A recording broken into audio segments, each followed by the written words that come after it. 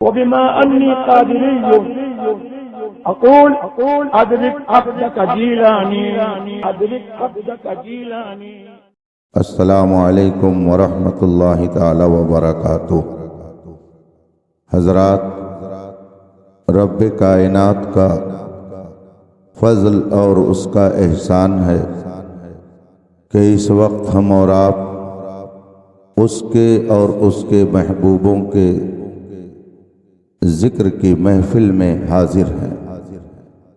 قابل مبارکباد ہیں وہ حضرات جنہوں نے اس پاکیزہ بزم کو سجانے میں جد و جہد صرف کی اور لوگوں کو یکجا کر کے ان کے دل و دماغ کو ایمان کی تازگی بخشنے کے لیے علماء کو بھی جمع کیا. رب تعالیٰ اپنے حبیب پاک کے طفیل ان سب کی خدمات کو شرف قبول عطا فرمائے. احباب کی خواہش کے احترام میں تھوڑی دیر میں آپ کے درمیان ہوں. قصبہ امرڈوبہ دو وجہوں سے اپنی ایک الگ پہچان رکھتا ہے. ایک علم و ادب کا گہوارہ دارالعلوم اہل سنت تنویر الاسلام، اور دوسری چیز یہاں کی صنعت و حرفت اور یہاں کا کاروبار. دونوں ہی بہترین چیزیں ہیں. اللہ تعالی اس مرکز علم و ادب اور اس مقام صنعت و حرفت کی حفاظت فرمائے اور آسمان جیسی بلندیاں آپ سب کو عطا فرمائے.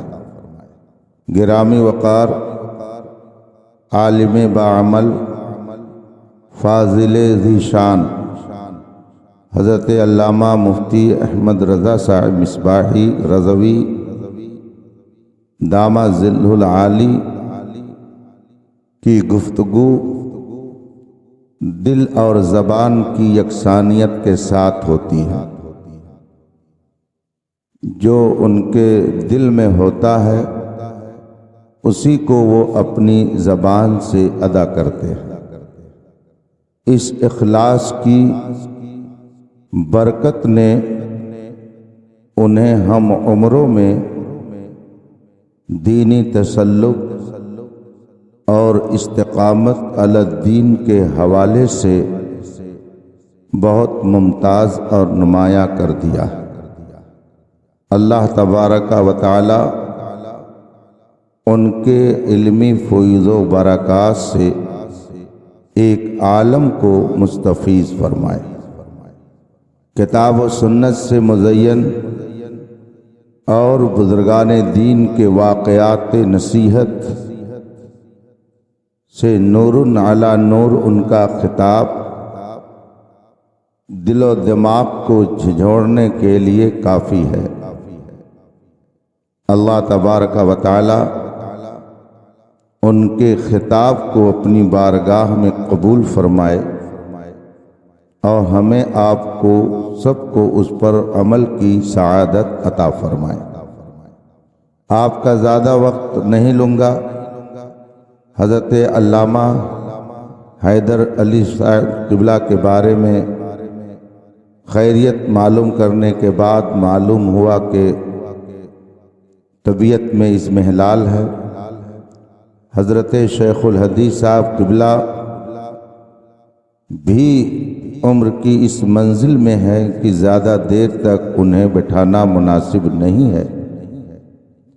مفتی احمد رضا صاحب کو میں رات بھر ضد کر کے بٹھا سکتا ہوں، لیکن وہ اپنی ڈیوٹی مکمل کر چکے ہیں، اس لیے وہ بھی جانے کے موڈ میں ہوں گے. تھوڑی دیر آپ مجھے برداشت کریں.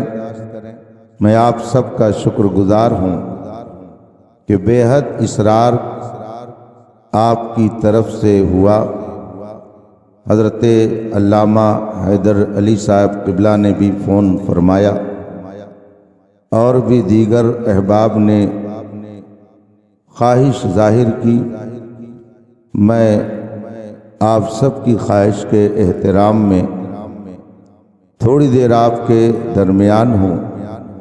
آئیے مصطفیٰ جان رحمت، سرور کائنات، فخر موجودات، نبی مکرم، شفیع معظم، رحمت عالم صلی اللہ علیہ وآلہ وصحبہ وسلم کی بارگاہ ناز میں درود و سلام کا نذران عقیدت پیش کریں اور پڑھیں۔ اللہم صلی علی سیدنا و مولانا محمد معدن الجود والکرم و آلہ الکرام اجمعین۔ وہی رب ہے جس نے تجھ کو ہم تن کرم بنایا، وہی رب ہے جس نے تجھ کو ہم تن کرم بنایا، ہمیں بھیک مانگنے کو تیرا آستاں بنایا، تجھے حمد ہے خدایا، تجھے حمد ہے خدایا۔ یہی بولے سدرا والے چمنے جہاں کے تھالے، سبھی میں نے چھان ڈالے، تیرے پائے کا نہ پایا، تجھے ایک نے ایک بنایا، تجھے حمد ہے خدایا۔ رفیقان محترم،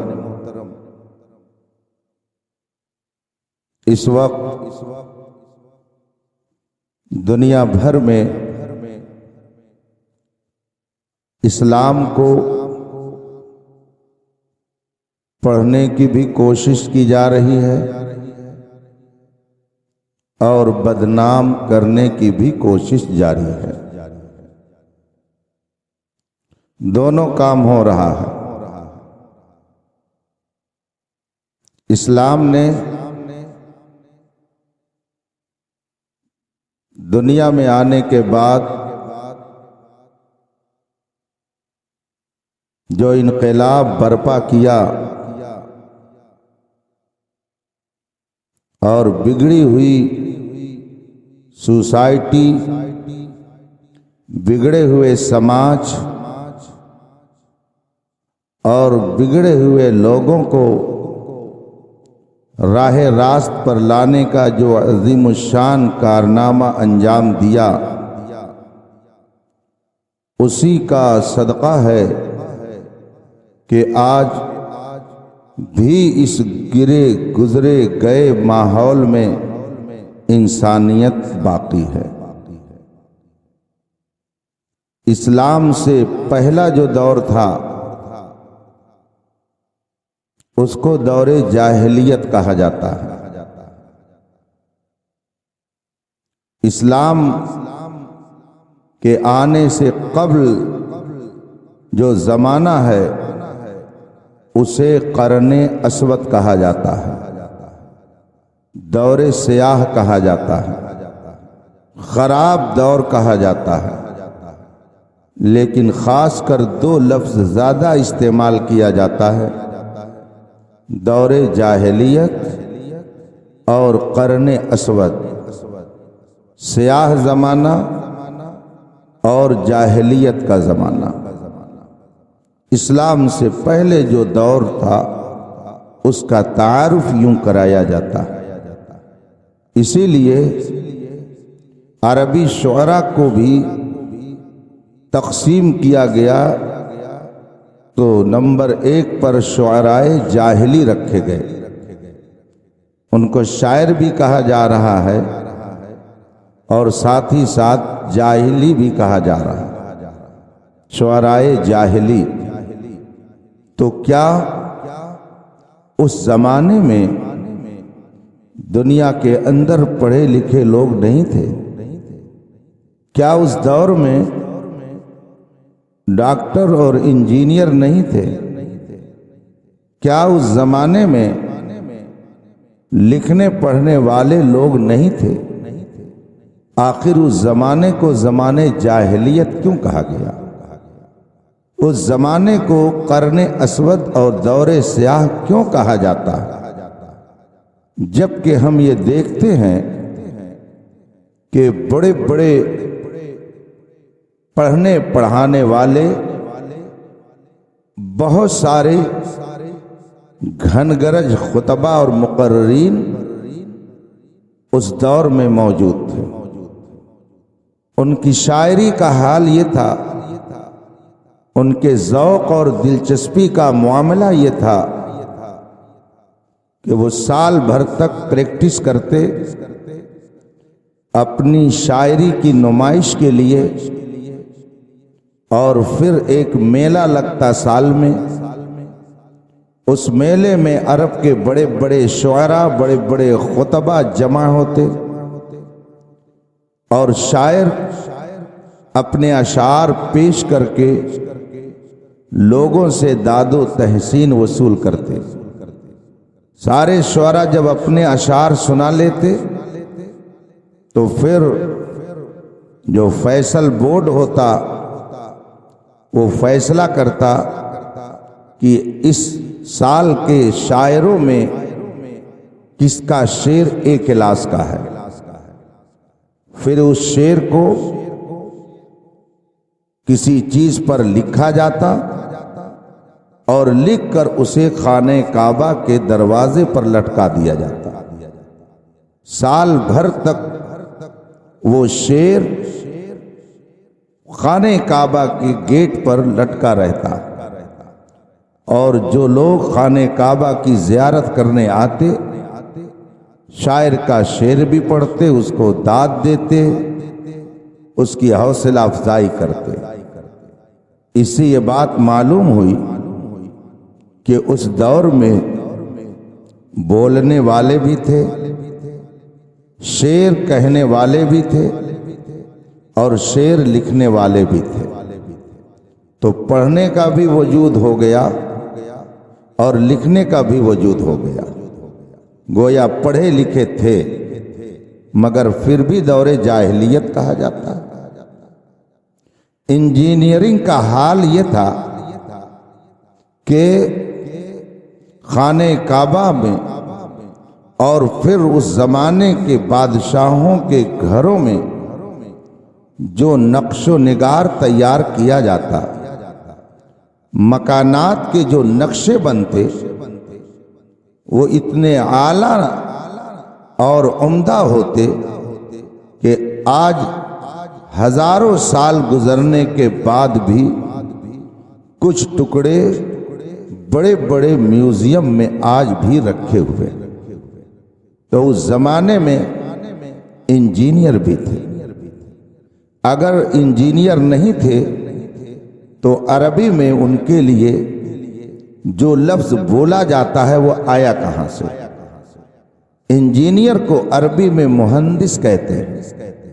اگر تھے نہیں تو یہ لفظ یوز کہاں ہو رہا تھا؟ اس کا مطلب یہ ہے کہ انجینئر بھی موجود تھے۔ طبی نقطۂ نظر سے دیکھا جائے تو بہت بڑے بڑے ڈاکٹر اور حکیم موجود تھے، ایسے ایسے حکیم کہ وہ چہرہ دیکھ کر کے دور ہی سے بتا دیتے کہ کس مرض میں یہ مبتلا ہے۔ ٹیم تھی ان کی پوری دنیا میں، اور اپنی طبابت کا وہ شہرہ پوری دنیا میں پھیلائے ہوئے تھے۔ تو ڈاکٹر بھی موجود، انجینئر بھی موجود، شاعر بھی موجود، لکھنے والے بھی موجود، پڑھنے والے بھی موجود۔ اس کے باوجود زمانے جاہلیت، دور جاہلیت، کیا مطلب ہے اس میں؟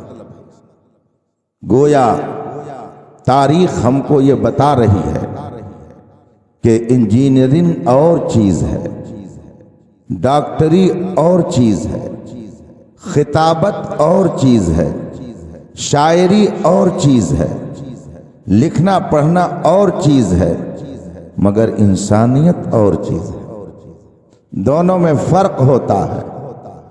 آدمی اس زمانے میں ایسا نہیں ہے کہ سب جاہل تھے، پڑھے لکھے تھے، شاعر تھے، خطیب تھے، بلکہ فصیح و بلیغ شاعر اور خطیب تھے۔ تبھی تو وہ دنیا کے لوگوں کو اپنے سامنے گونگا سمجھتے تھے، دنیا والوں کو وہ عجمی کہتے تھے، اپنے آپ کو عربی کہتے تھے۔ ان کی زبان اتنی شاندار تھی کہ وہ اپنی زبان کے آگے دوسروں کو گونگا سمجھتے تھے۔ امام اہل سنت سیدنا اعلیٰ حضرت امام احمد رضا فاضل بریلوی رضی اللہ تعالیٰ عنہ نے اس زمانے کے فصیح اور بلیغ لوگوں کے بارے ہی میں فرمایا کہ تیرے سامنے یوں دبے لچے فصحاء عرب کے بڑے بڑے، کوئی جانے منہ میں زبان نہیں بلکہ جسم میں جان ہے۔ بڑے بڑے فصحاء اور بلغاء موجود تھے، مگر اس کے باوجود تاریخ اس دور کو دور سیاہ کہتی ہے، اسے دور جاہلیت سے تعبیر کرتی ہے۔ آخر کیوں اسے دور جاہلیت سے تعبیر کیا گیا؟ اس زمانے میں کیا علم کی روشنی نہیں تھی مگر پھر بھی اس زمانے کے لوگوں کو جاہلیون سے تعبیر کیا گیا اور اس دور کو زمانے جاہلیت کا نام دیا گیا۔ بات یہ ہے کہ جو علم اپنے خالق اور مالک کی پہچان نہ کرائے، جو علم اپنے آقا کا وفادار نہ بنائے، جو علم انسان کو انسانیت کے زیور سے آراستہ نہ کرے، جو علم انسان کے اندر حلم اور بردباری اور مروت نہ پیدا کرے، وہ علم نہیں ہے، وہ حقیقت میں جہل ہے۔ وہ انجینئر تو تھے، وہ ڈاکٹر اور طبیب تو تھے، وہ شاعر تھے، وہ خطیب تھے، وہ سب تھے، مگر اسی کے ساتھ ساتھ وہ برائیوں کا پلندہ تھے۔ وہ خدا کی معرفت سے خالی تھے، شراب نوشی کے عادی تھے، زناکاری ان کے ہاں فیشن تھا، ظلم و ستم کرنا ان کے لیے سرمایہ افتخار سمجھا جاتا تھا۔ یہ ساری برائیاں اس دور کے انسانوں میں تھیں، تو پڑھے لکھے ہونے کے باوجود، انجینئر اور ڈاکٹر ہونے کے باوجود، ان کے دور کو دور جاہلیت سے تعبیر کیا گیا۔ مصطفیٰ جان رحمت سرور کونین صلی اللہ علیہ وسلم کو اللہ نے مبعوث فرمایا۔ مکے کی سرزمین پر آپ جلوہ گر ہوئے اور آپ نے سوکھی کھیتی کو ہری کرنے کے لیے ابر کرم بر کر کے جو برسنا شروع کیا، اور بگڑے ہوئے انسانوں کو بنانے کے لیے جو تحریک چلائی، اور لوگوں کو اصلاح کے دامن سے وابستہ کر کے ان کے دل و دماغ کو پاک صاف ستھرا کرنے کے لیے جو جد و جہد کی، تو اس کا نتیجہ یہ ہوا کہ خود نہ تھے جو راہ پر اوروں کے ہادی بن گئے۔ کیا نظر تھی جس نے مردوں کو مسیحا کر دیا؟ زمانے جاہلیت کہا جاتا ہے اسلام سے پہلے کے دور کو، برائیوں کی بنیاد پر۔ تو آج مجھے آپ بتائیے، کیا وہ برائیاں پھر دوبارہ معاشرے میں جنم نہیں لے چکی ہیں؟ اگر اس زمانے کو جہالت کا زمانہ کہا جاتا ہے، شراب نوشی کی بنیاد پر، کفر و شرک کے مستحکم ہونے کی بنیاد پر، برائیوں کے معاشرے میں پھیلنے کی بنیاد پر، تو جو برائیاں اس زمانے میں تھیں، آج بھی وہ برائیاں پورے طور سے معاشرے کو بدبودار کیے ہوئے ہیں۔ اس زمانے میں اگر بچیوں کو زندہ دفن کیا جاتا تھا، تو کیا اس زمانے میں یہ کام نہیں کیا جاتا ہے؟ فرق یہ ہے کہ اس زمانے میں بچی ماں کے پیٹ سے زندہ باہر آتی تھی، کچھ دن پرورش بھی پا جاتی تھی، تب اسے موت کے گھاٹ اتارا جاتا تھا۔ اور آج جب دنیا نے ترقی کی تو ماں کے پیٹ ہی میں اسے موت کے گھاٹ اتارنے کا کام کیا جاتا ہے۔ اگر اس زمانے میں جہالت کا یہ کام تھا تو آج بھی یہ کام کیا جاتا ہے۔ اس زمانے میں اگر لوگ اپنی بہنوں کے ساتھ اور بیٹیوں کے ساتھ منہ کالا کر لیتے تھے، تو آج بھی برائیاں اتنی تیزی سے معاشرے کو اپنی چنگل میں لے چکی ہیں کہ آج بھی یہ حرکتیں ذلیل قسم کے انسان کرتے نظر آتے ہیں۔ اور یہ مت کہیے کہ یہ غیر مسلموں میں معاشرے میں، ان کے معاشرے میں یہ تباہیاں ہیں، یہ برائیاں خود ہمارے معاشرے میں ہیں۔ میں نے کلکتے کا ایک بار سفر کیا، ہاوڑا کی طرف جا رہا تھا، ایک عالم صاحب میرے ساتھ تھے، انہوں نے مجھ سے فرمایا، مولانا نے مجھ سے کہا، حضرت یہ جو گھر ہے، اس بلڈنگ میں ایک فلیٹ ہے، اس میں ایک مسلمان رہتا ہے، وہ اپنے آپ کو مسلمان کہلاتا ہے، مگر اپنی بیٹی کو اپنی بیوی بنا کے رکھے ہوئے ہے، اور اس سے 3 بیٹے پیدا ہوئے ہیں۔ یہ کسی غیر مسلم کی بات نہیں کر رہا ہوں، میں کلمہ پڑھنے والے کی بات کر رہا ہوں۔ فتاوی فقیہ ملت اٹھا کر کے دیکھیے، گونڈا ضلع کا، اس میں ایک سوال ہے کہ ایک شخص نے اپنی بیٹی کو بیوی بنا کے رکھا ہے، سماج اس کے ساتھ کیا سلوک کرے؟ جو برائیاں اسلام سے پہلے دنیا میں تھی، آج وہ ساری برائیاں معاشرے میں پیدا ہو گئی ہیں۔ اگر آپ چاہتے ہیں کہ زمانے جہالت ختم ہو، قرن اسود ختم ہو، سیاہ دور ختم ہو، تو اس کا طریقہ وہی ہے جو میرے مصطفیٰ نے عطا کیا ہے۔ رسول پاک نے جو ہمیں طریقہ دیا ہے، اس طریقے پر اگر چلیں گے تو وہ زمانے جہالت پھر آپ یاد نہیں کریں گے اور اسے آپ بھولیں گے۔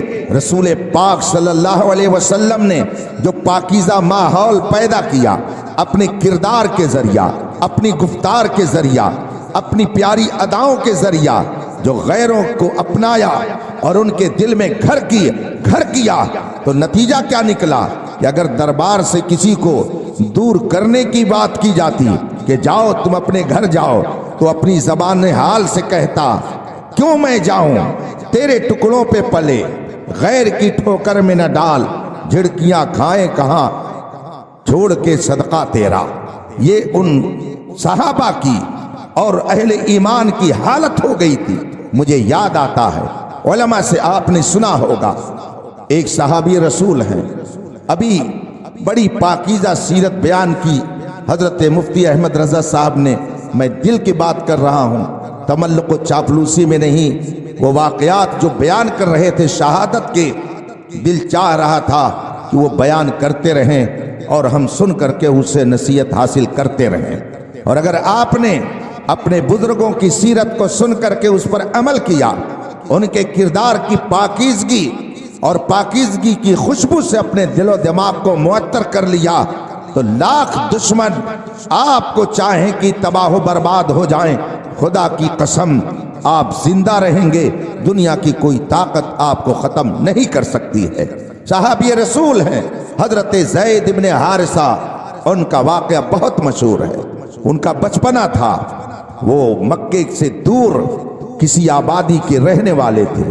اس زمانے میں ظلم و ستم، چوری اور ڈکیتی کا عالم یہ تھا کہ اگر ڈاکو کسی کے گھر پر ڈاکہ زنی کرتے تو دولت تو لوٹ کر کے لے ہی جاتے، اس گھر کے آدمیوں کو بھی پکڑ لے جاتے، لے جا کر کے کہیں بازار میں بیچ دیتے، پھر وہی غلام ہو جاتا۔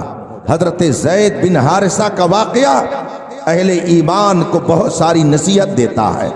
حضرت زید بن حارثہ کا بچپنا تھا، ڈاکوؤں نے ان کے گھر پہ ڈکیتی ڈالی اور پھر ساز و سامان کے ساتھ حضرت زید کو بھی انہوں نے گرفتار کر لیا اور پھر مکے کے بازار میں لے جا کر کے بیچ دیا۔ خریداروں میں کون؟ حضرت سیدتنا ام المومنین خدیجہ کبریٰ رضی اللہ تعالی عنہ، انہوں نے اس غلام کو خرید لیا۔ مکے کے بازار میں زید بن حارثہ بکے، حضرت خدیجہ کے گھر آئے۔ ابھی اسلام کا اعلان نہیں ہوا تھا، ابھی رسول پاک صلی اللہ علیہ وسلم نے لوگوں کے درمیان اسلام کی آواز کو نہیں پہنچایا تھا۔ یہ اس وقت کا واقعہ ہے۔ حضرت زید حضرت خدیجہ کے گھر آ گئے، ان کے ہاں رہنے لگے، غلام کی حیثیت سے وہاں پرورش پانے لگے۔ اور جب رسول پاک صلی اللہ علیہ وسلم کا عقد مبارک حضرت خدیجہ رضی اللہ تعالی عنہ سے ہوا، تو حضرت خدیجہ نے محبت نبی میں حضرت زید بن حارثہ کو بطور تحفہ نبی کی بارگاہ میں پیش کر دیا اور کہا اب یہ غلام آپ کا ہے۔ حضرت زید رسول پاک کی خدمت میں رہنے لگے، آپ کی خدمت کرتے، حکم بجا لاتے، آپ کی صحبت نصیب ہو گئی۔ رسول پاک کے غلام کی حیثیت سے حضرت زید بن حارثہ زندگی گزار رہے تھے۔ رسول پاک صلی اللہ علیہ وسلم کی وہ پیاری وفادار زوجہ محترمہ حضرت خدیجہ رضی اللہ تعالی عنہا، جن کے غلام تھے حضرت زید بن حارثہ، انہوں نے تحفے میں پیش کیا، مگر گھر میں آنا جانا تھا۔ جب ایک وقت آیا، زید بن حارثہ کے گاؤں اور ان کے گھر کے لوگ مکے آئے، خانہ کعبہ کی زیارت کرنے آئے۔ اس زمانے میں بھی زیارت کی جاتی تھی، اس زمانے میں بھی حج ہوتا تھا، اس زمانے کے لوگ بھی صفا اور مروہ کی سیر کرتے تھے۔ وہاں کے لوگ آئے، کسی کی نظر پڑ گئی حضرت زید بن حارثہ پر۔ جب نظر پڑی تو اس آدمی نے پہچان لیا، بلایا، پوچھا کہاں رہتے ہو، کس کے پاس ہو، سارا پتہ لے لیا۔ کچھ کہا نہیں، لیکن جب اپنے گاؤں واپس گئے تو زید بن حارثہ کے گھر وہ لوگ گئے اور انہوں نے کہا کہ جس بچے کے فراق اور جدائی میں تم لوگ اب تک روتے رہے، امید کی کرن جگمگا اٹھی ہے۔ اس کے گھر والوں نے پوچھا کیا ہوا؟ کہا کہ میں نے تمہارے بچے کو مکے میں دیکھا ہے۔ انہوں نے پوچھا کیا میرا ہی بچہ تھا؟ کہا ہاں، آپ ہی کا بچہ تھا، ہم نے مکے میں دیکھا ہے۔ کہا وہ کس کے پاس ہے؟ کہا وہ عبداللہ کے بیٹے عبد المطلب کے پوتے محمد کے پاس ہیں۔ وہ غلام جو تیرا بیٹا غلامی کی زندگی گزار رہا ہے، وہ محمد عربی کے پاس ہے۔ جب گھر والوں نے سنا، کہا اگر ہم جائیں تو کیا وہ غلام، کیا وہ ہمارا بچہ واپس کر دیں گے؟ لوگوں نے کہا وہ کریم ہیں، وہ سخی ہیں، بہت بااخلاق ہیں، بہت باکردار ہیں، ان کا گھرانہ بہت ہی باوقار ہے۔ آپ اگر جا کے اپنی بات کہو گے تو وہ آپ کی بات ٹالیں گے نہیں۔ چنانچہ زید بن حارثہ کے گھر کے لوگ پہنچے مکہ مکرمہ، پتہ لگاتے ہوئے نبی کی بارگاہ میں پہنچے۔ جانے کے بعد اپنا سامان سفر رکھا، رسول پاک سے ملاقات کی اور انہوں نے کہا کہ ہم لوگ ایک عرضی لے کر آئے ہوئے ہیں۔ اللہ کے رسول نے فرمایا کیا؟ کہا کہ آپ کے بارے میں ہم نے سنا ہے، آپ کریم ابن کریم ہو، سخی ابن سخی ہو، شریف ابن شریف ہو، شفیق ابن شفیق ہو۔ آپ کی مہربانی، آپ کی سخاوت، آپ کی جود و نوال کا ذکر ہم نے سنا ہے، آپ کی شفقت، آپ کی رحمت، آپ کے پیار کا، آپ کے اخلاق کا ہم نے تذکرہ سنا ہے۔ اسی امید پر ہم آپ کے دربار میں آئے ہوئے ہیں۔ اللہ کے رسول نے فرمایا کہ بتائیے آپ کا مدعا کیا ہے، آپ آئے کس لیے ہیں؟ اب انہوں نے کہا کہ میرا ایک بیٹا ہے جس کو کسی زمانے میں ڈاکوؤں نے میرے گھر سے اچک لیا اور انہوں نے لا کر کے مکے میں بیچ دیا۔ ہم نے یہ سنا ہے، ہمارا وہ لخت جگر آپ کے پاس ہے۔ اللہ کے رسول صلی اللہ علیہ وسلم نے فرمایا بتائیے اس کا نام کیا ہے؟ انہوں نے کہا اس کا نام زید بن حارثہ ہے۔ اللہ کے رسول نے فرمایا ہاں، وہ غلام ہمارے پاس ہے، ماجرا ایسا ہے، یہ ہوا، اس طور پر وہ غلام ہمارے پاس آیا ہے، آپ اسے لے جانا چاہتے ہیں؟ انہوں نے کہا ہاں، اگر آپ ہمیں عطا کر دیں تو ہم اپنے بیٹے کو اپنے گھر لے جائیں گے، اور یہ فدیے میں، اس کے معاوضے میں ہم اتنا مال آپ کو دے دیں گے، لیکن آپ ہمارے بیٹے کو واپس کر دیجئے۔ اللہ کے رسول صلی اللہ علیہ وسلم نے فرمایا یہ مال آپ اپنے پاس رکھیے، ہم اس کو عوض میں نہیں لیں گے، بلکہ ضرورت ہو تو اور آپ کی ہم مدد کریں گے۔ ہم بلاتے ہیں زید بن حارثہ کو اور اس سے آپ پوچھ لیجئے، اگر وہ جانا چاہے تو مجھے کوئی اعتراض نہیں ہوگا۔ حضرت زید بن حارثہ بلائے گئے، اللہ کے رسول صلی اللہ علیہ وسلم تشریف فرما ہیں، سامنے وہ قافلہ ہے، دیکھا ایک دوسرے کی نظر ایک دوسرے سے ملی، باپ قافلے میں موجود، اس نے بیٹے کو پہچان لیا، بیٹے نے بھی باپ کو پہچان لیا، دونوں ایک دوسرے کو دیکھ رہے ہیں۔ باپ کے دل میں بہت ساری امنگیں آ گئیں، پرانی یادیں تازہ ہو گئیں، باپ کی آنکھوں سے آنسو جاری ہو گئے، اور اس کے بعد پھر بیٹے سے گفتگو کیا، بیٹے میں تمہارا باپ، تمہاری ماں روتے روتے بلکتے بلکتے پریشان ہو چکی ہے، ہم تمہیں لینے کے لیے آئے ہیں، اگر تمہارے آقا محمد عربی اجازت دیں تو ہم تمہیں اپنے گھر لے جانا چاہتے ہیں۔ اللہ کے رسول صلی اللہ علیہ وسلم نے ان کی باتیں سنی، اس کے بعد آپ نے ارشاد فرمایا پیسے اپنے پاس رکھ لو، معاوضہ نہیں چاہیے، زید اگر تمہارے ساتھ جانا چاہتے ہوں مجھے کوئی اعتراض نہیں ہے، آپ لے کے جا سکتے ہیں۔ اب حضرت زید کی مرضی تھی اور بیچ میں کوئی تیسری چیز نہیں تھی، ایک طرف مصطفیٰ جان رحمت جلوہ فرما ہے اور دوسری طرف باپ ہے۔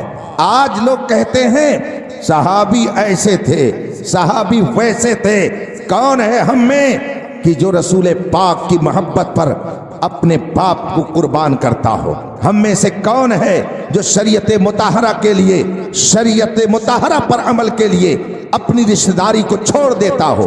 ابھی آپ نے بہت ساری قیمتی باتیں سنی ہیں، اگر آج کہا جاتا ہے یہ گستاخ رسول ہے، آپ اس سے تعلق نہ رکھیے، تو آدمی منہ بسور کر جواب دیتا ہے مولانا اس زمانے میں ایسا نہیں ہو سکتا ہے، ہم کیسے جی سکتے ہیں؟ یہ ہمارا چچا ہے، یہ ہمارا بھائی ہے، یہ ہمارا باپ ہے، یہ ہمارا رشتہ دار ہے، اس کو کیسے چھوڑ دیں؟ مگر آؤ صحابہ کی زندگی کو دیکھو، ان کے کارناموں کو دیکھو، ان کے کردار کو دیکھو، رسول پاک سے ان کی وفاداری کو دیکھو، ان کا حال کیا تھا؟ رسول پاک صلی اللہ علیہ وسلم پر اپنے دل و جان کو قربان کرنے کے بعد بھی وہ یہ کہتے تھے زبان حال سے، یہ ایک جان کیا ہے، اگر ہو کروڑوں تیرے نام پہ سب کو وارا کروں میں۔ حضرت زید بن حارثہ نے باپ کی طرف دیکھا، گاؤں کے لوگوں کی طرف دیکھا، اور رسول پاک کی طرف دیکھنے کے بعد عرض کرتے ہیں یا رسول اللہ میں ان لوگوں کے ساتھ نہیں جاؤں گا، میں رہوں گا تو آپ ہی کی خدمت میں رہوں گا، میں ان کے گھر نہیں جاؤں گا، یہ اگرچہ میرے خاندان کے ہیں، میرے قبیلے کے ہیں، میرے باپ ہیں، میرے چچا ہیں، اس میں میرے احباب ہوں گے، مگر یا رسول اللہ میں آپ کا در چھوڑ کر کے کہیں نہیں جا سکتا ہوں، مجھے بتایا جائے وہ کون سا کردار تھا، وہ کون سی ادا تھی، رسول پاک کا وہ کون سا فعل تھا کہ جس کی بنیاد پر زید بن حارثہ نے اپنے باپ کو چھوڑ دیا، قبیلے کو چھوڑ دیا، گھر بار کو چھوڑ دیا، مصطفیٰ کی غلامی کو اختیار کرنے کو ترجیح دیا۔ مجھے کہنے دیا جائے یہ میرے مصطفیٰ کی رحمت کاملہ تھی، رسول پاک کی شفقت تھی، رسول پاک کا پاکیزہ کردار تھا کہ جس نے غیر کو اتنا متاثر کیا، اتنا متاثر کیا کہ اس نے سب کچھ چھوڑنا گوارا کیا، مگر نبی کی بارگاہ سے جدائی پسند نہیں کیا ہے۔ جب دل میں یہ جذبہ پیدا ہو جائے گا خدا کی قسم آپ بھی کہیں گے دشت تو دشت ہے، دریا بھی نہ چھوڑے ہم نے، بحر ظلمات میں دوڑا دیے گھوڑے ہم نے۔ جب صحابہ کرام کی زندگی کا آپ مطالعہ کریں گے تو ایسے ہزار جلوے آپ کو نظر آئیں گے۔ اس زمانے میں جسے زمانے جاہلیت کہا جاتا ہے، انجینئر بھی دکھ رہے ہیں، ڈاکٹر بھی دکھ رہے ہیں، ماسٹر بھی دکھ رہے ہیں، ٹیچر بھی دکھ رہے ہیں، استاذ بھی دکھ رہے ہیں، کاتب بھی دکھ رہے ہیں، نامہ نگار بھی دکھ رہے ہیں، قلم کار بھی دکھ رہے ہیں، خطیب بھی دکھ رہے ہیں، مگر اس کے باوجود اس دور کو زمانے جاہلیت کہا جاتا ہے، اس لیے کہ ان کے پاس یہ سارا فن تھا، ان کے پاس یہ سارا ہنر تھا، مگر خدا کی پہچان نہیں تھی۔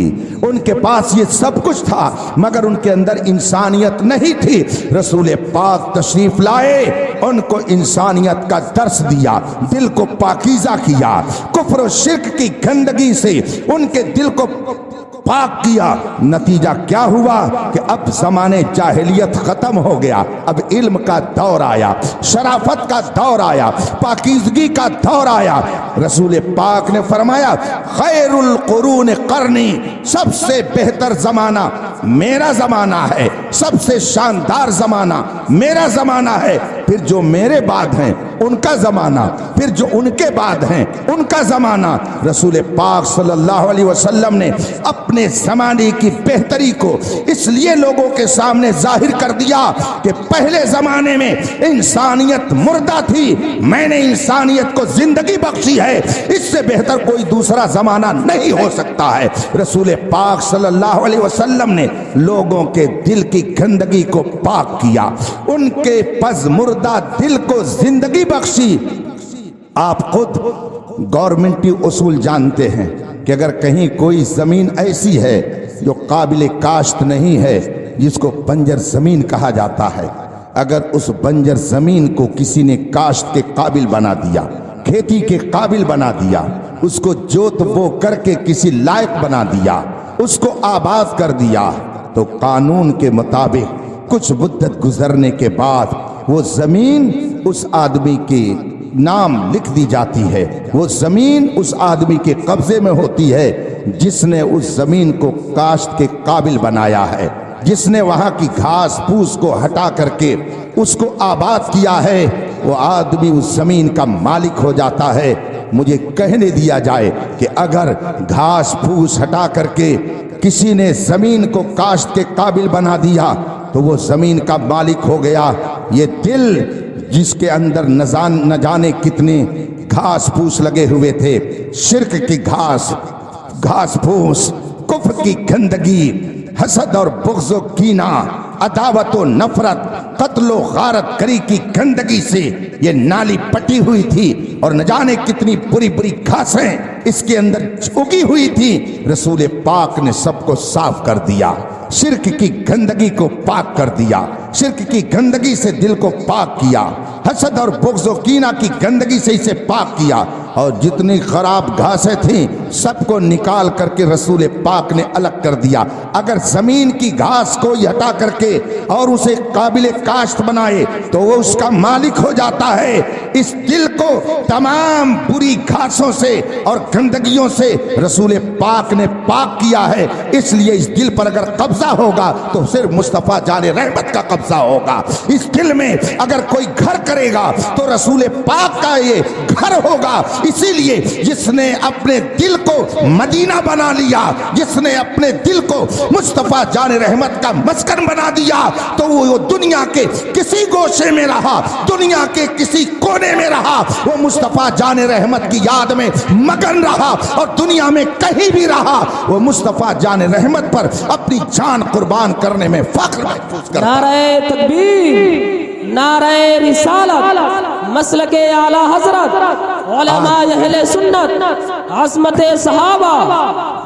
حضرات، بات بہت لمبی ہو جائے گی چونکہ میں نے تمہید کہیں اور سے اٹھائی، اور اگر اس کو میں پائے تکمیل تک پہنچاؤں تو شاید صبح ہو جائے، مگر یہ راستہ ابھی ہم طے مکمل طور سے نہ کر پائیں۔ آج اسلام کو بدنام بھی کیا جا رہا ہے اور اسلام کو پڑھا بھی جا رہا ہے۔ پہلے پڑھا گیا تو پھر لوگوں نے اسے بدنام کرنا شروع کیا۔ آپ خود دیکھیے، اگر آپ کے محلے میں کوئی آدمی ہے، اس نے کوئی کارنامہ انجام نہیں دیا، اس نے کوئی نمایاں کام نہیں کیا، اس کو آبادی کے لوگ بھی نہیں جانتے ہیں، ارد گرد کے لوگ بھی نہیں جانتے ہیں، کوئی اس کی مخالفت کرتا ہے؟ کوئی چوراہے پر بیٹھ کر کے اس کو برا کہتا ہے؟ اس لیے کہ جب اسے کوئی جانتا ہی نہیں ہے تو اس کی مخالفت کیا کرے گا، اس کی برائی کیا کرے گا؟ اور فرض کر لیجئے کہ اس نے ایک اچھا کام کر دیا، اس نے نمایاں کام کر دیا، اب 10 لوگوں نے اس کا ذکر خیر شروع کر دیا، جہاں 10 لوگوں نے دکان پر اس کا ذکر خیر شروع کیا اور کہا فلاں بہت قابل ہے، بہت اچھا کام کر رہا ہے، شیطان وہیں پہنچ جائے گا اور اس کے بعد میں دوسری مجلس میں کہے گا ارے کیا اچھا کیا اس نے، اتنا پیسہ اس میں سے ہڑپ کر لیا، کیا بہت اچھا کام کیا، کوئی اپنی جیب سے تھوڑی لگایا ہے، اس نے چندہ کر کے یہ کام کیا ہے۔ تو اب اس کی حسد اور اس کی جلن میں کچھ لوگوں نے اس کی مذمت شروع کر دی، اور جو اس آدمی کی شہرت بڑھتی گئی اسی طریقے سے مخالفت کرنے والوں کا دائرہ بھی بڑھتا چلا گیا۔ اسی لیے حضور فقیہ ملت مفتی جلال الدین امجدی رحمت اللہ تعالی علیہ نے ایک بار مجھ سے فرمایا اپنے وصال سے 15 دن پہلے مولانا کوڑھی سے کوئی نہیں جلتا، کوڑھی سے کوئی نہیں جلتا، حسن والے سے ہی لوگ جلتے ہیں، اور جس کے اندر جتنا زیادہ حسن ہوگا اس کے جلنے والے بھی اتنے ہی زیادہ ہوں گے۔ پھر آپ نے آگے ارشاد فرمایا کہ پوری کائنات میں اللہ نے سب سے زیادہ حسن میرے مصطفیٰ کو عطا کیا، اس کائنات میں ان جیسا کوئی دوسرا پیدا نہ ہوا، ان جیسا کسی کے اندر حسن نہیں آیا، کوئی ان سے زیادہ خوبیوں والا نہیں آیا، کوئی ان سے زیادہ حسن و جمال والا اس کائنات میں پیدا نہیں ہوا، تو جلنے والے بھی حضور ہی سے زیادہ ہیں۔ تھوڑی دیر کے لیے میں ٹھہر گیا، مگر حضرت نے آگے تشریف فرمائی اور کہا دیکھو اس وقت جتنے بھی انسان دنیا میں پائے جاتے ہیں اکثریت ان کی ہے جو ہمارے نبی کا کلمہ نہیں پڑھتے، اگر جلتے نہیں تو نبی کا کلمہ پڑھ لیتے۔ اس کا مطلب یہ ہے کہ کثرت سے وہ لوگ ہیں کہ جو نبی سے جلتے ہیں اور عداوت رکھتے ہیں۔ پھر کلمہ پڑھنے والوں کو لے لیجئے، حضور فقیہ ملت نے فرمایا کہ کلمہ پڑھنے والوں کو لے لیجئے، کوئی کلمہ پڑھ کر کے نبی کے علم پر نکتہ چینی کرتا ہے، کوئی کلمہ پڑھ کر کے نبی کی زندگی پر نکتہ چینی کرتا ہے، کوئی کلمہ پڑھ کر کے نبی کی حیات طیبہ جو اس دنیا سے جانے کے بعد ہے اس کا انکار کرتا ہے، کوئی رسول پاک صلی اللہ علیہ وسلم کی اور کسی کمال اور خوبی کا ذکر کر کے اس پر تنقید کرتا ہے۔ کلمہ پڑھنے والوں میں نہ جانے کتنے ایسے لوگ پائے جاتے ہیں، تو اگر یہ نبی سے جلتے نہیں تو نبی پہ تنقید کیوں کرتے، نبی پر اعتراض کیوں کرتے؟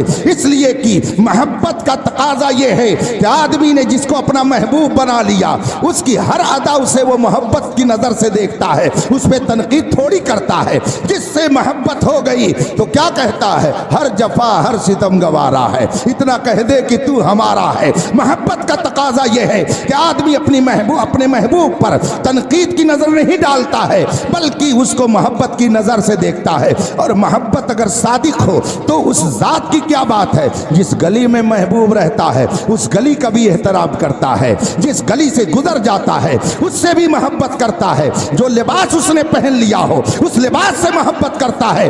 آئیے ایک محبوب کا تذکرہ اور ایک محب کی بات میں آپ کو بتاؤں۔ مدینہ منورہ کی گلیاں ہیں، امام دارالہجرہ حضرت سیدنا امام مالک ہیں، مدینہ منورہ میں انہوں نے قیام فرما رکھا ہے، لیکن جب استنجے کی حاجت ہوتی، جب رفع حاجت کے لیے جانا ہوتا تو مدینہ طیبہ سے باہر چلے جاتے، شہر سے باہر جا کر کے وہ استنجا اور پاخانہ کیا کرتے۔ لوگوں نے پوچھا کہ آپ اتنا لمبا سفر کر کے اتنی دور کیوں جاتے ہیں؟ کہا یہ میرے محبوب کا وطن ہے، میرے مصطفیٰ کا شہر ہے، میرا ایمان گوارا نہیں کرتا ہے، میری غیرت گوارا نہیں کرتی ہے، محبت میری انکار کرتی ہے کہ جس شہر میں مصطفیٰ جان رحمت جلوہ گر ہو میں اس شہر میں رفع حاجت کے لیے کہیں بیٹھوں، ہو سکتا ہے میرے محبوب کا قدم ناز وہاں پڑ گیا ہو، اس لیے میرا ایمان اس کو گوارا نہیں کرتا ہے۔ اور جب مدینے کی گلیوں سے گزرتے تو کبھی زمین کو بوسہ دے لیتے، کبھی اس دیوار کو بوسہ دیتے، کبھی اس دیوار کو بوسہ دیتے۔ لوگ جب دیکھتے کہ امام مالک اس طرح کا کام کر رہے ہیں تو ان کی زبان سے نکل جاتا شاید دماغی توازن کچھ خراب ہو گیا ہے، امام مالک شاید دیوانہ ہو گئے ہیں، شاید ان کو کچھ جنون کا عارضہ ہو گیا ہے۔ اور جب حضرت امام مالک سنتے تو ان کے جواب میں فرماتے سنو، جو لوگ میرے بارے میں کہتے ہیں کہ مجھے جنون سوار ہے، مجھے دیوانگی آ گئی ہے، میں پاگل ہو گیا ہوں، سنو سنو، مالک پاگل نہیں ہوا ہے، اسے تم پاگل مت سمجھو، اس کو جنون کا مرض لاحق نہیں ہوا ہے۔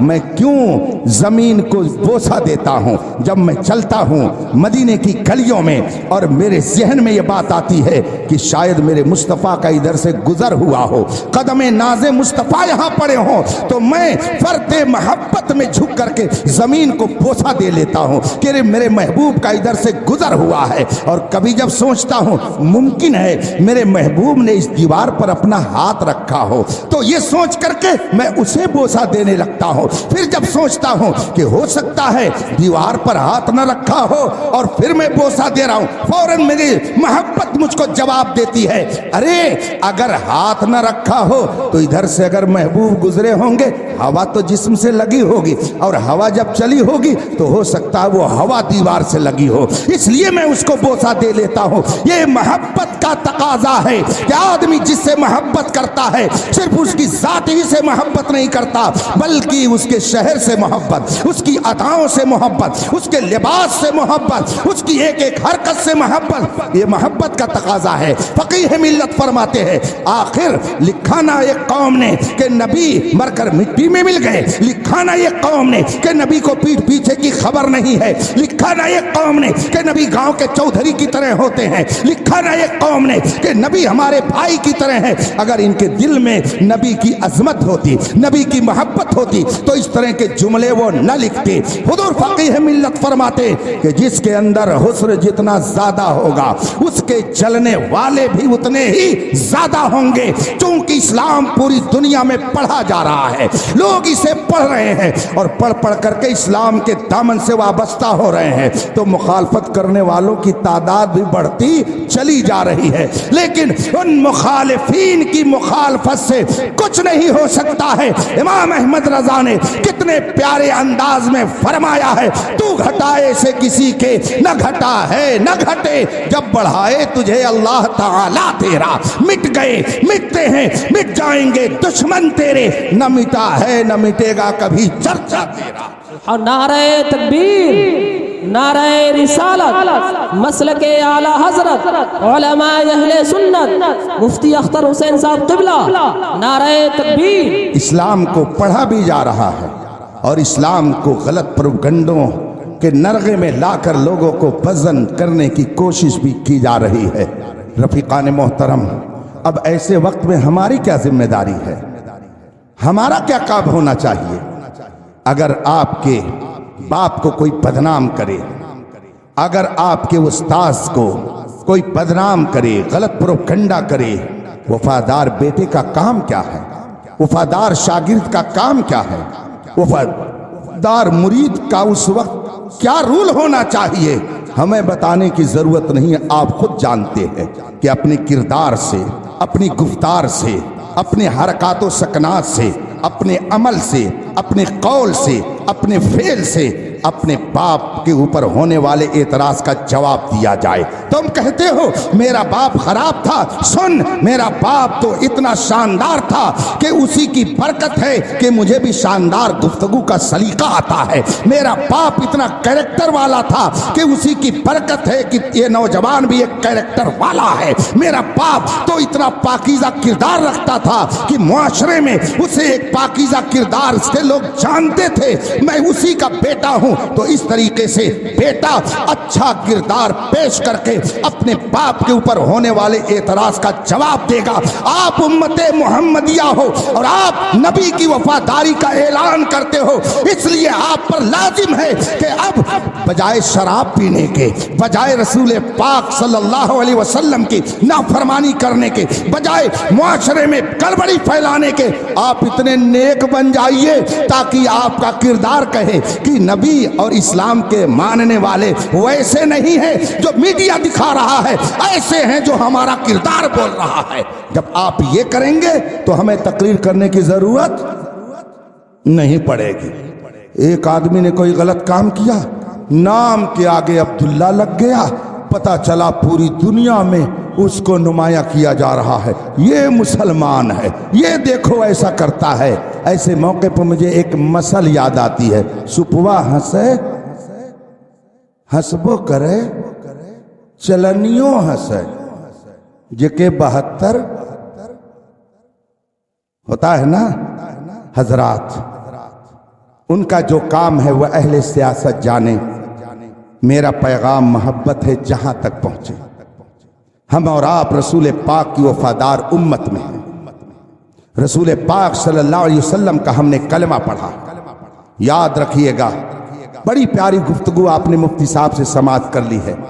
ابھی وہ سنا رہے تھے کہ 3 لوگ وہ ہیں جن کی طرف اللہ قیامت کے دن نظر رحمت نہیں فرمائے گا۔ ماں باپ کا نافرمان، اور دوسرا کون؟ جس کے بارے میں انہوں نے ابھی بتایا، آپ بھول گئے، عاق الوالدین کہا انہوں نے، ماں باپ کا نافرمان بتایا کہ وہ جنت اللہ کی نظر رحمت سے وہ محروم رہے گا، اور دیوس کے بارے میں بتایا، اس کی تفصیل بتائی، اور بیچ میں ایک کس کو بتایا؟ جی المرأۃ آپ کہیں نہیں پاؤ گے، ہم وہی تو کہلوانا چاہ رہے ہیں۔ المرأۃ المترجلہ فرمایا ہوا، آپ ایمان روح سے بتائیے گا، اگر ماں باپ کے نافرمان پر اللہ کی نظر رحمت نہ ہو تو نبی کے نافرمان پر کیا اللہ کی نظر رحمت رہے گی؟ اور نبی کے نافرمان سے بڑھ کر کے نبی کا گستاخ ہوتا ہے، کیا نبی کے گستاخ پر نظر رحمت رہے گی؟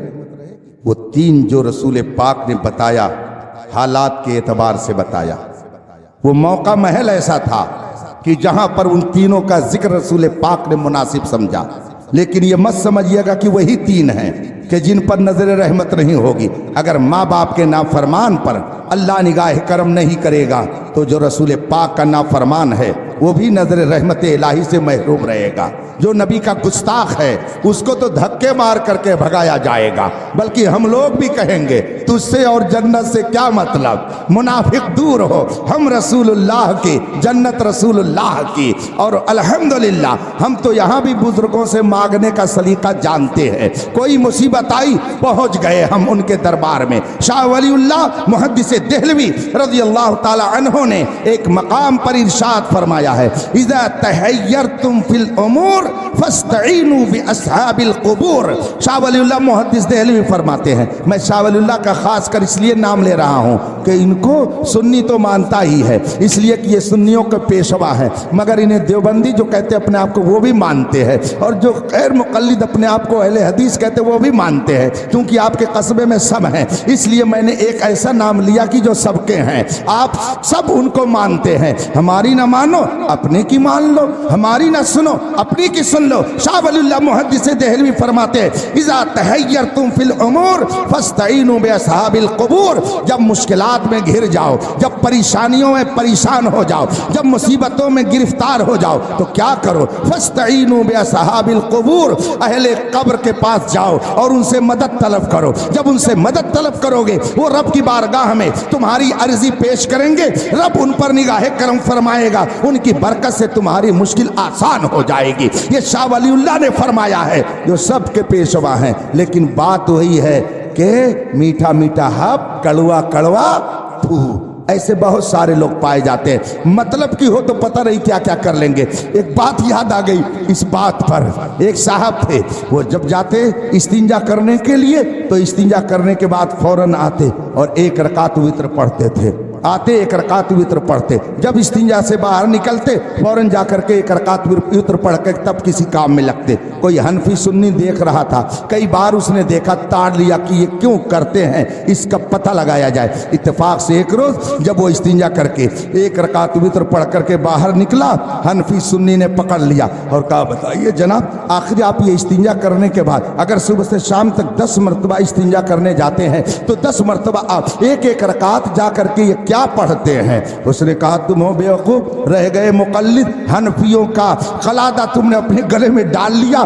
حدیث میں اللہ کے رسول نے فرمایا ہے من استنجا فلیوتر، رسول پاک فرماتے ہیں کہ جو استنجا کرے اسے وتر پڑھنی چاہیے، اس لیے میں وتر پڑھتا ہوں۔ اس حنفی نے کہا ارے بے وقوف، ذرا حدیث کو صحیح ڈھنگ سے سمجھنے کی صلاحیت تو پیدا کر۔ بے شک اللہ کے رسول نے فرمایا من استنجا فلیوتر، جو استنجا کرے تو اسے وتر کرنی چاہیے، مگر تو نے نماز وتر کیسے سمجھ لیا؟ اس کا مطلب یہ ہے کہ جو استنجا کرنے جائے اور ڈھیلا اگر استعمال کرے تو اسے طاق ڈھیلا استعمال کرنا چاہیے، 3 استعمال کرے یا 5 استعمال کرے۔ وتر اور جفت بولا جاتا ہے، جس کو طاق اور جفت کہا جاتا ہے، وہاں پر فلیوتر کا مطلب یہ ہے کہ جب استنجا کرنے جاؤ اور اگر ڈھیلا استعمال کرنا ہو تو تو 3 لو یا 5 لو یا 7 لو. وہاں پر وطر کا معنی یہ نہیں ہے کہ وطر کی نماز پڑھو، مگر جناب چونکہ حنفیت کا قلادہ اتار چکے تھے اور سوچ رہے تھے میں ڈائریکٹ حدیث سمجھوں گا، اسی لیے بار بار استنجا تو بار بار وطر. ایسے لوگ جب حدیث سمجھائیں گے تو تمیز نباشت کمندے ہوا، الٹنے کو روٹی الٹ دی توا، الٹا ہی معاملہ ہو جائے گا، اور پھر معاشرے میں جو برائی پیدا ہوگی ہم اس کا اندازہ نہیں لگا سکتے. انصاف سے بولیے گا. اور میں جب کہہ دیتا ہوں تو لوگ کہتے ہیں کہ یہ جھگڑے کی بات کرتے ہیں، اور جو لوگ رگڑے کی بات کرتے ہیں ہم ان کو جب رگڑتے ہیں تو لوگوں کو خراب لگتا ہے. بتائیے سعودیہ عربیہ کے اندر شراب کی فیکٹری کھولی گئی کہ نہیں کھولی گئی کہ نہیں کھولی گئی؟ سعودیہ عربیہ کے اندر اس سال ابھی ایک تیوہار جو گزرا ہے دیوالی کا منائی گئی کہ نہیں؟ کس دیوبندی کے منہ سے نکلا کہ یہ شرک ہے، یہ کفر ہے، یہ نہیں کرنا چاہیے؟ کس جگہ سے فتویٰ جاری ہوا؟ سنی اگر مزار پہ چلا جائے تو شرک ہے، سنی نے جلوس محمدی نکال لیا تو شرک ہے، سنی نے یا رسول اللہ کہہ دیا تو شرک ہے، سنی نے نبی کو علم غیب مان لیا تو شرک ہے. ہر بات پر جسے شرک نظر آتا ہے اسے کم از کم اپنے گریبان میں بھی تو جھانکنا چاہیے. میں بہت ہی کھلے ہوئے انداز میں کہہ رہا ہوں جب تک یہ دو رخی پالیسی رہے گی معاشرے کے اندر کبھی سدھار نہیں آ سکتا ہے، معاشرے کے اندر کبھی اصلاح نہیں قائم ہو سکتی ہے. اور جو تباہی آج آ رہی ہے آپ کے سروں پر، جو بربادیوں کے بادل مڈلا رہے ہیں، آپ یہ مت کہیے کہ فلاں کا قصور ہے، کسی غیر پر قصور مت ڈالیے. دیہات میں کہتے ہیں جب اپنا سونا کھوٹا، بولیے آگے کیا ہے؟ بھائی ہم آپ سے تو بلوا ہی سکتے ہیں نا، آپ پر ہمارا حق ہے. جب اپنا سونا کھوٹا تو پرکھین کے کون دوست؟ مسئلہ ہے نا. جب ہمارے کردار میں خود ہی کمی ہے تو غیر اگر پرکھ کر کے کہتا یہ غلط ہے تو آپ اس پر کیوں چڑھ بیٹھتے ہیں؟ ابھی آج سپریم کورٹ کا فیصلہ آ گیا. سپریم کورٹ نے مدرسوں کے وجود کو باقی رکھنے کا فیصلہ کر دیا. 16 لاکھ طلبہ پورے یو پی کے اندر مدرسوں میں پڑھتے تھے، 10,000 اساتذہ مدرسوں میں پڑھاتے تھے.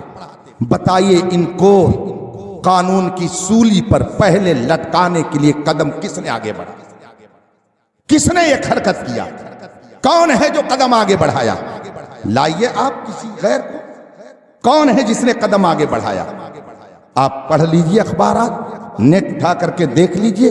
آپ کے شہر امبیڈکر نگر کے ایک مسلم نام کے آدمی ہی نے سب سے پہلے اس کے خلاف مقدمہ دائر کیا. اس گھر کو آگ لگ گئی گھر کے چراغ سے، اس گھر کو آگ لگ گئی گھر کے چراغ سے. اتنے سارے مسائل پیدا ہو رہے ہیں مگر آپ ایک بھی انچ صحیح ہونے کا نام نہیں لے رہے. ہندوستان بھر میں ایک آبادی مجھ کو آپ بتائیے، ایک گاؤں بتائیے کہ جہاں پر مسلمانوں نے آپس میں مل بیٹھ کر کے یہ طے کر لیا کہ ہم مقدمہ لڑ کر کے ایک تو اپنا پیسہ بھی ضائع کرتے ہیں، دوسرے کورٹ کا ہم وقت بھی ضائع کرتے ہیں، 4-6 سال تک اپنا وقت بھی ضائع کرتے ہیں، خلیل آباد اور بستی اور گورکھپور کا چکر بھی لگاتے ہیں، اور دونوں طرف کے لوگ پیسہ کسی تیسرے کو لے جا کے دیتے ہیں، اور 8 سال کے بعد کہتے ہیں صلح کر لو.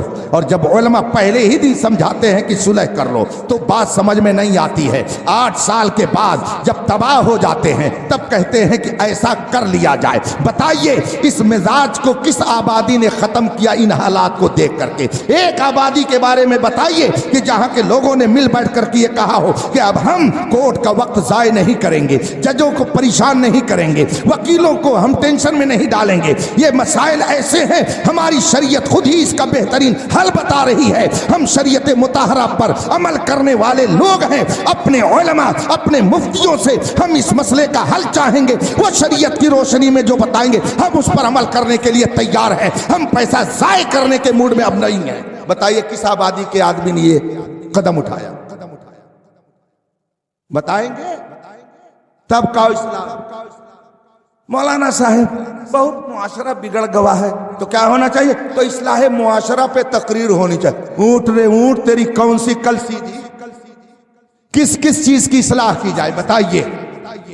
رفیقان محترم, ان حالات کو دیکھ کر علماء نے سوچا کہ یہ قوم سدھرنے والی نہیں ہے. جہاں تک ہو سکے ان کے ایمان کی حفاظت کے لیے ان کو عقیدے کی بات بتا کر کے, عمل کی بات بتا کر کے ان کو ترغیب دی جائے. بقیہ یہ جانے ان کا کام جانے. اس کا نتیجہ ہے آپ تباہیوں کے بادل اپنے سروں پر دیکھ رہے ہیں. نہ سمجھو گے تو مٹ جاؤ گے. اے ہندی مسلمانوں, تمہاری داستان تک بھی نہ ہوگی داستانوں میں. سب لٹ گیا. 10 لوگ ہمارا ہاتھ چوم لے تو یہ نہ سمجھیں ہم بہت عزت دار ہیں یا لوگوں پہ ہمارا روب ہے. یہ غلط خیال ہے. آپ کا روب کسی پہ نہیں رہ گیا. سچی بات یہ ہے آپ کے کردار کی بدبو سے پورا معاشرہ بدبودار ہو گیا. یہ سچی بات ہے. آپ رونا جو بھی روئیں, لیکن آپ کے کردار اور کیریکٹر نے آپ کو اس منزل تک پہنچا دیا ہے. میں نہیں کہتا, یہ قرآن کہتا ہے. ما اصابکم من مصیبہ فبما کسبت ایدیکم. جو کچھ تمہیں مصیبت پہنچ رہی ہے یہ سب تمہارے کرتوت کا نتیجہ ہے. یہ سب تمہارے کرتوت کا نتیجہ ہے. آپ کو معلوم ہے جس نے پہلی بار کورٹ میں یہ لے جا کر کے مقدمہ دائر کیا بنام مسلم, اور تقریباً اس وقت سے لے کر اب تک 2 کروڑ علماء نے پوری یو پی کے چندہ کر کے وکیلوں کی فیس کے طور پہ جمع کر کے اور یہ اس منزل تک پہنچایا. ایک آدمی کے ذریعہ اتنا بڑا نقصان, پورے یو پی کے اساتذہ پریشان, وکلا اپنا قیمتی وقت دے کر کے ٹینشن میں, ایک کلمہ پڑھنے والے کی وجہ سے یہ ہوا. اور آپ کہتے ہیں کہ مولانا تقریر نہیں کرتے ہیں. بتائیے کیا کیا جائے؟ اس زمانے میں حضرت عمر فاروق اعظم کا تو درہ ہاتھ میں ہے نہیں کہ مارے اور دماغ سینٹر میں آ جائے. کیسے ان کی اصلاح ہو سکتی ہے؟ اصلاح معاشرہ آپ کو خود کرنی ہے. آپ کو خود اپنی اصلاح کرنی ہے. اللہ کے رسول نے فرمایا کلکم راعٍ وکلکم مسئول عن رعیتہ. تم میں کا ہر شخص ذمہ دار ہے اور ہر شخص سے اس کی ذمہ داری کے بارے میں سوال کیا جائے گا. اپنے ایمان کی حفاظت کیجئے. سب سے قیمتی سرمایہ وہی ہے. لوگ کہتے جان جا رہی ہے, مال جا رہا ہے, پراپرٹی جا رہی ہے. میں کہتا ہوں کہ آپ کا ایمان سب سے زیادہ جا رہا ہے. ایمان سب سے زیادہ جا رہا ہے. نہ جانے کتنے ایسے لوگ ہیں جو کل تک سنی صحیح العقیدہ تھے, کل تک وہ اپنے آپ کو سنی صحیح العقیدہ کہتے تھے اور آج بدعقیدہ ہو گئے, کھلا بدعقیدہ ہو گئے. کیا آپ کی نظریں اس کو نہیں دیکھتی ہیں کہ یہ سنی صحیح العقیدہ تھا, صاحب ایمان تھا, اور آج یہ بکواس کرنے لگا؟ میرے پاس تو ہزاروں فون آتے ہیں دنیا بھر سے. حضرت ایسا ہوا, حضرت یہ سوال, حضرت وہ سوال. تلنگانہ آپ کے جو آندھرا پردیش کا ایریا ہے, وہاں سے بھی 2 مہینہ پہلے ایک مولانا صاحب نے فون کیا, کہا حضرت 60 نوجوانوں نے کھلا سنیت کو چھوڑ کر کے رافضیت اختیار کر لیا, اور 6 نوجوان ایسے جو پڑھے لکھے کہے جاتے تھے اور انہوں نے خدا کے وجود کا انکار کر کے دہریت کو اختیار کر لیا. یہ پڑھے لکھے لوگوں کی بات ہے. آپ کہتے ہیں علم نہیں ہے اس لیے گمراہی آ رہی ہے, علم نہیں ہے اس لیے تباہ ہو رہے ہیں. نہیں, مصطفیٰ کی وفاداری نہیں ہے اس لیے تباہ ہو رہے ہیں. اس لیے کہ ڈاکٹر اقبال نے بہت پہلے کہا تھا, بشارت دیتے ہوئے, خوشخبری سناتے ہوئے, خدا کا پیغام بتاتے ہوئے کہ محمد سے وفا تو نے تو ہم تیرے ہیں, یہ جہاں چیز ہے کیا لوح و قلم. اس لیے نہ سمجھئے کہ انجینئر بن جائیں گے تو بہت کامیاب ہو جائیں گے. قرآن کہتا ہے من یطع اللہ ورسولہ فقد فاز فوزا عظیما. جس نے اللہ و رسول کی فرما برداری کی وہی ایک کلاس کا کامیاب انسان ہے, وہی ایک کلاس کا کامیاب انسان ہے. آپ کے اس موضع میں آپ کی اس آبادی میں جانتا ہوں بہت بڑے بڑے سیٹ گزرے، بہت بڑے بڑے پیسے والے گزرے، نیتا بھی گزرے اور ہیں بھی، مگر عرس ہو رہا ہے تو خطیب البراہین ہی کا ہو رہا ہے۔ بھیڑ جم رہی ہے تو انہی کے آستانے پر جم رہی ہے۔ ہم جیسے ہزاروں لوگ پہنچ کر کے دعا وہاں کر رہے ہیں تو صوفی صاحب ہی کا مزار ہے۔ آخر کیوں ایسا ہے؟ اس لیے کہ قرآن نے فرمایا والعاقبۃ للمتقین، شاندار آخرت کا نتیجہ اس کے لیے ہوتا ہے جو دنیا میں تقوی کے ساتھ زندگی گزارتا ہے۔ صوفی صاحب نے تقوی کے ساتھ زندگی گزاری تو آج دیکھیے کیا حال ہے۔ اعلیٰ حضرت کی زبان میں خاک ہو کر عشق میں آرام سے سونا ملا، جان کی اکسیر ہے الفت رسول اللہ کی۔ رسول پاک کے سچے وفادار بنیے، دنیا میں کہیں رہیے، فخر سے کہیے ہمارا رشتہ امام احمد رضا سے ملتا ہے۔ یہ بات میں تعصب کی بنیاد پر نہیں کہہ رہا ہوں، حقیقت کی بنیاد پر کہہ رہا ہوں۔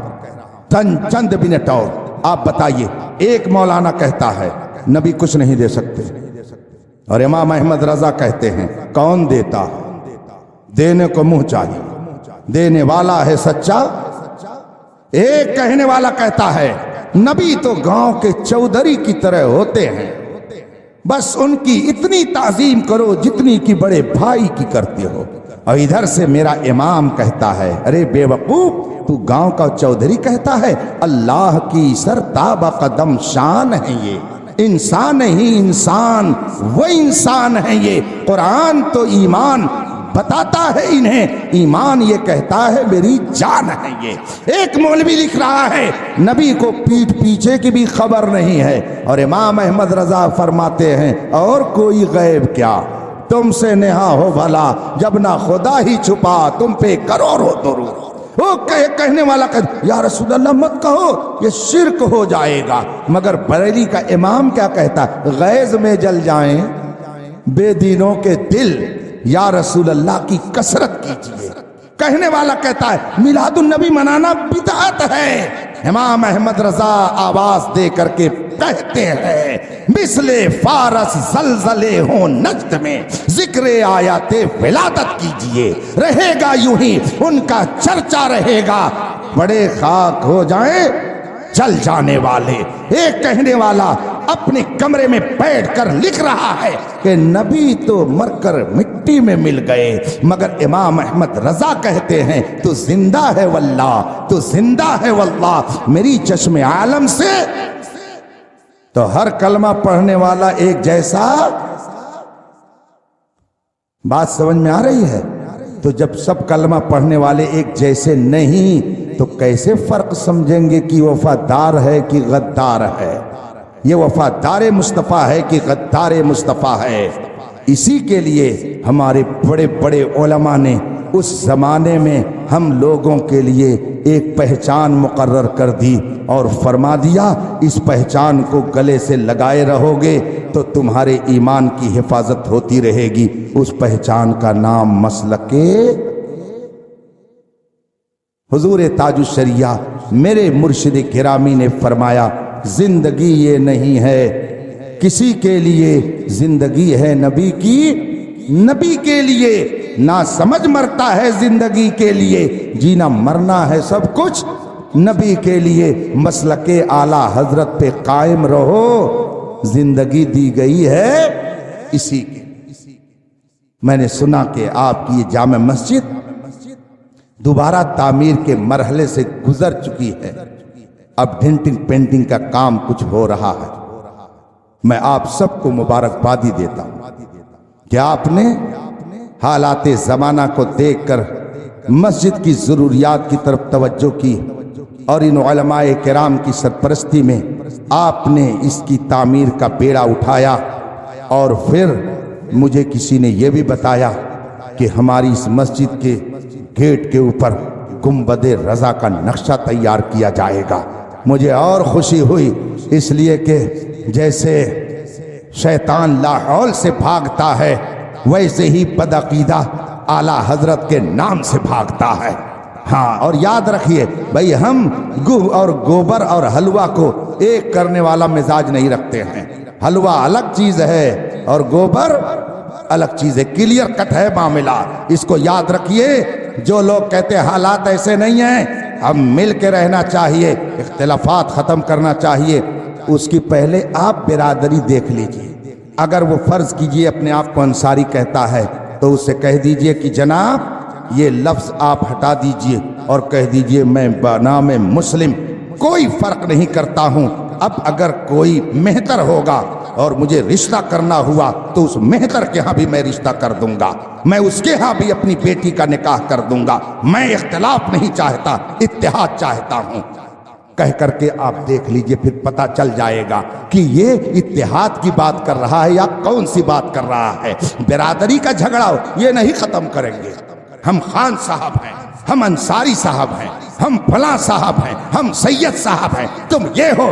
اگر ایسے لوگ کہیں کہ اب اختلاف مت کرو کہ یہ سنی ہے یہ غیر سنی، اب ایسے حالات نہیں ہیں، تو ان کو سمجھاؤ کہ اس سے زیادہ ضروری ہے کہ ان برادریوں کے اختلافات کو ختم کر دو، اور کہہ دو اب یہ کہنے کی ضرورت نہیں ہے کہ ہم خان ہیں، ہم انصاری ہیں، ہم شیخ ہیں، ہم پٹھان ہیں، ہم سید ہیں۔ ان سارے اختلافات کو پہلے ختم کر کے آؤ، اتحاد کی بات یوں کرو، اس کے بعد میں ہم سے پوچھو تو ہم بتائیں گے کہ کون سا اختلاف اتحاد شریعت جائز قرار دیتی ہے اور کون سے اتحاد سے شریعت ہمیں منع کرتی ہے۔ آپ نے جو گھر بنا لیا اس کو نہیں توڑنے کے لیے تیار ہے، اور شریعت نے جو ایک گھر بنایا اس کو آپ بلڈوزر چلا کر کے توڑنے کے لیے ہمیشہ تیاری کرتے ہیں۔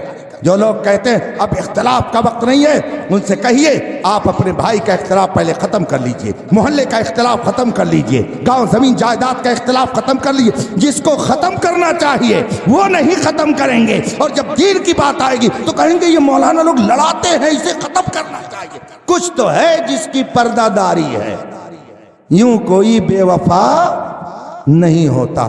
یہ جو تم کو بلاتا ہے یہ ٹھگ ہے، ٹھگ ہے، یاد رکھیے گا۔ جو کہے کہ سب ایک ہیں، اس سے بڑا بدماش کوئی نہیں ہے، اس سے بڑا شریر کوئی نہیں ہے، اس سے بڑا آپ کا دشمن کوئی نہیں ہے۔ اس لیے کہ قرآن کریم نے ارشاد فرمایا کیا نور اور ظلمت دونوں برابر ہو سکتے ہیں؟ کیا روشنی اور تاریکی دونوں برابر ہو سکتے ہیں؟ کیا حق اور باطل دونوں برابر ہو سکتے ہیں؟ کیا گستاخ رسول اور وفادار رسول دونوں برابر ہو سکتے ہیں؟ اگر ایسا نہیں ہے تو ایسی بات جو لوگ کہتے ہیں ان سے آپ اپنے دامن کو بچائیے، اور بچانے کا صرف ایک ہی ذریعہ ہے۔ کہیں شبہ ہو اور آپ جاننا چاہیں تو اعلیٰ حضرت کا قصیدہ گاتے رہیے، اعلیٰ حضرت کا گنگانا شروع کر دیں گے۔ جتنے دشمنان نبی ہیں ان کا چہرہ آپ کے سامنے آتا چلا جائے گا اور ان کو پہچانتے چلے جائیں گے۔ یہ میں نہیں کہتا، یہ مکہ شریف کے علماء نے کہا۔ مکہ شریف کے ایک عالم گزرے ہیں اعلیٰ حضرت کے زمانے میں، ان کے بارے میں کتابوں میں تحریر ہے کہ اگر کوئی ہندوستان سے جاتا اور ان سے ملاقات کرنے کے لیے جاتا تو کیا حال ہوتا۔ وہ خود فرماتے ہیں کہ اگر ہندوستان سے کوئی آتا ہے اور ہم یہ جاننا چاہتے ہیں کہ انہ من اہل سنہ او من اہل البدع، کہ وہ سنی صحیح العقیدہ ہے یا بد عقیدہ ہے، فاسألوا عن الشیخ احمد رضا الہندی، تو ہم اس سے مولانا احمد رضا ہندوستانی کے بارے میں پوچھتے ہیں۔ اگر ان کی تعریف کرتا ہے تو ہم سمجھ جاتے ہیں کہ یہ سنی صحیح العقیدہ ہے، اور اگر ان کی مذمت کرتا ہے تو ہم سمجھ جاتے ہیں کہ اس کے اندر بد عقیدگی کے کچھ جراثیم پیدا ہو گئے ہیں۔ یہ مکے کے عالم نے ہم کو معیار دیا ہے، ہندوستان میں بھی یہی معیار ہے کہ جو مسلک اعلیٰ حضرت پر رہے وہ سنی صحیح العقیدہ ہے، اور جو امام احمد رضا کے افکار و نظریات اور ان کی تعلیمات کا مخالف ہو جائے وہ سنی صحیح العقیدہ نہیں ہو سکتا ہے۔ اسی پر قائم رہیے۔ آپ کی مسجد تعمیر ہو رہی ہے، خوشی سے تعمیر کیجئے، اخلاص و محبت سے تعمیر کیجئے۔ جو لوگ اس میں حصہ لے رہے ہیں میں دعا کرتا ہوں کہ اللہ تعالیٰ ان کے رزق میں بے شمار برکتیں عطا فرمائے۔ نماز پڑھیے، سچے علماء سے قریب رہیے۔ یہ لفظ سچا میں لگا رہا ہوں اس لیے کہ چمکتا جو نظر آئے وہ سب سونا نہیں ہوتا۔ اگر دنیا میں رہنا ہے تو کچھ پہچان پیدا کر، سچے علماء کے دامن سے وابستہ رہیے اور نماز کی پابندی کیجیے، ورنہ شیر یہی آپ پر صادق آئے گا کہ مسجد تو بنا لی پل بھر میں، ایما کی حرارت والوں نے من اپنا پرانا پاپی تھا برسوں میں نمازی نماز پڑھیے نہ جانے کس گلی میں زندگی کی شام ہو جائے نماز پڑھیے کثرت سے نبی پاک پر درود بھیجیے یا شیخ عبد القادر جیلانی شیئا للہ کا وظیفہ پڑھیے سنی صحیح عقیدہ رہیے دنیا کے کسی گوشے میں جائیے فخر سے کہیے کہ ہمارا رشتہ امام احمد رضا سے ملتا ہے فخر سے کہیے ہمارا رشتہ غوث و خواجہ سے ملتا ہے فخر سے کہیے ہم بزرگوں کے ماننے والے ہیں فخر سے کہیے ہم امام اعظم کے مقلد ہیں فخر سے کہیے ہم سیدنا امام اعظم کی تعلیمات پر عمل کرنے والے ہیں فخر سے کہیے کہ ہم صاحب ایمان ہیں ایمان وہ دولت ہے جس کی اہمیت ابھی آپ مفتی صاحب سے سن چکے ہیں ایک فتنہ جنم لے رہا ہے جسے مولائیت کہا جاتا ہے یہ مت سمجھیے کہ یہ محب اہل بیت ہے میں نے گھس کر کے دیکھ لیا